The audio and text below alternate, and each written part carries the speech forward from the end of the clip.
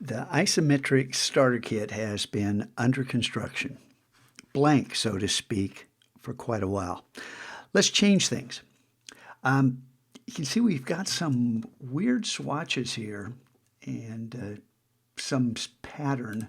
We got some symbols. If I drag this out, I get an orange cube, blue cube, a black cube, a white cube, a column that goes black, white, black, and one that goes white, black, white, and then two cubes which seem identical but aren't. Now, what can we do with all this? Well, we could use it to make patterns, but we can do a lot more than that.